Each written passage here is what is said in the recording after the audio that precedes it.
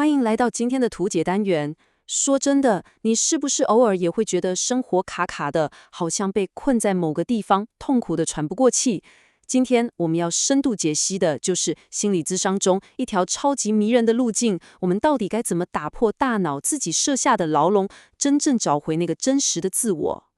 首先呢，我们得先认清一个超级惊人的事实，你知道吗？我们的心智，它最精密的功能其实不是思考或是推理，而是欺骗它的主人。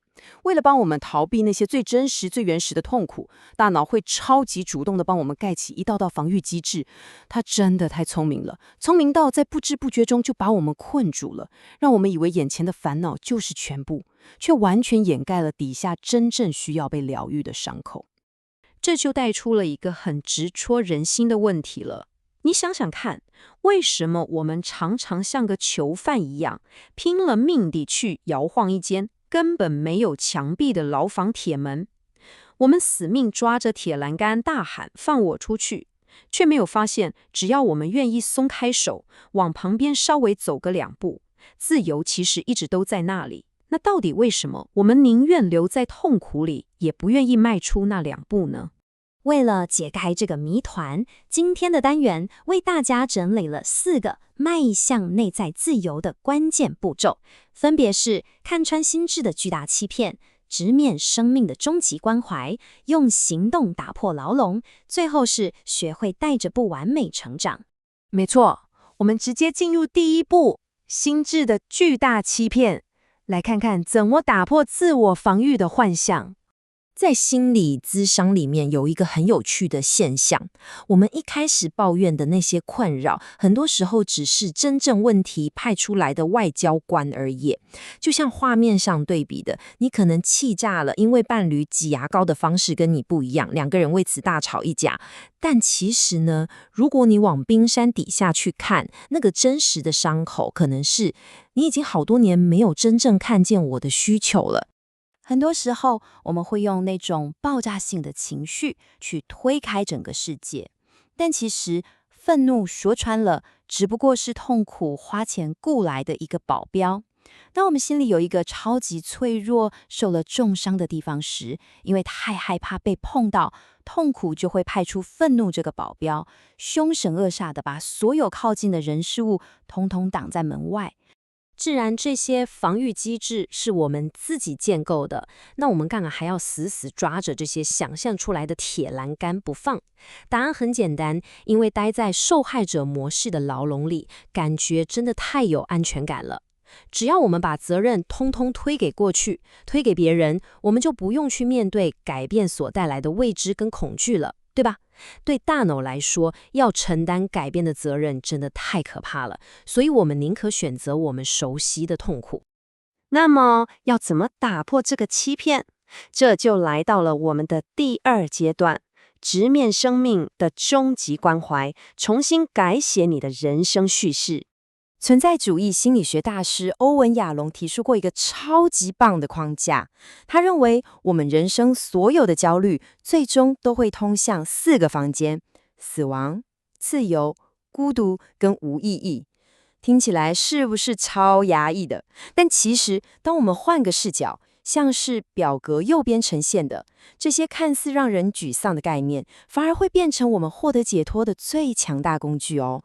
就拿死亡来说好了，我们是不是很常说以后再说啦，下次一定，简直把人生活成了一张无限延期的期货合约？但是，当我们把死亡当作是生命这张相片的显影意识，一切都不一样了。意识到时间真的有限，会瞬间终止我们的拖延病。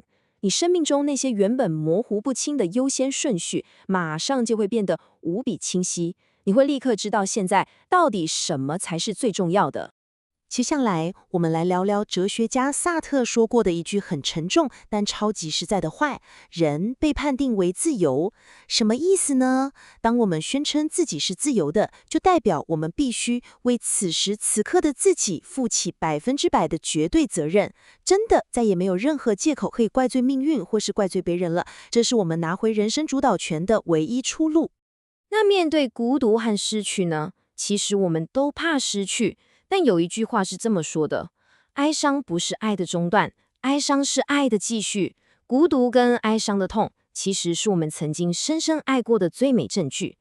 当你用这个角度去看待失去，痛苦就不再只是单纯的折磨跟消耗了，而是生命深度的一种展现。知道了这一些，下一步就是最关键的第3阶段，用行动打破牢笼，从理论走向真正的解脱。这里我要说一个非常残酷的真相：如果你把你童年的阴影、创伤的源头分析得超级透彻、头头是道，但在现实生活中你什么行动都没有改变，那你其实并没有得到自由，你只是帮自己换了一间空间稍微大一点，而且还附带了一个超有气质书架的高级牢房而已。真正的改变，关键在于真正的做到。为了让这件事听起来更具体，文献里有一个超级动人的真实故事。有一位叫朱莉的女性，她不幸罹患了绝症。但你猜什么着？她最后的遗愿不是去环游世界，也不是去完成什么惊天动地的壮举，她居然选择去超市当一名收银员。你一定会想，为什么是收银员？因为这份工作完美诠释了什么叫做当场开始，当场结束。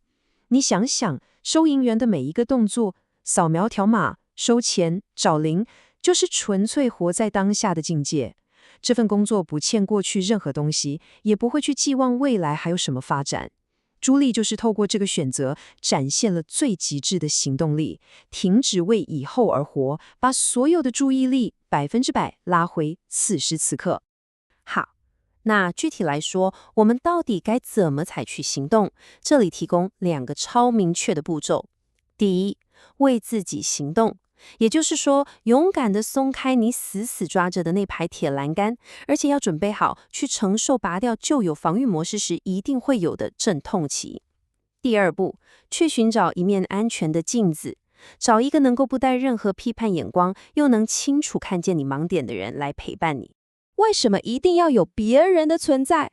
因为我们都离自己的故事太近了，这导致我们所有人都是自己人生里不可靠的叙述者。我们会在不知不觉中扭曲事实，美化自己，或是删减掉某些细节。所以，真正的改变通常不是发生在你一个人突然想通了的那一刻，而是发生在你终于愿意卸下伪装，被另一个人类真实且安全地看见的那一瞬间。最后，我们来到了第4阶段，带着不完美成长，学习拥抱这个美丽却充满缺陷的现实。我们真的必须打破那种王子与公主从此过着幸福快乐日子的迷思了。如果你期待心理疗愈的终点是所有的烦恼痛苦都奇迹般的永远消失，那你可能设定了一个错误的期待。因为真正的心理韧性绝对不是建立在一个没有问题的乌托邦上面的。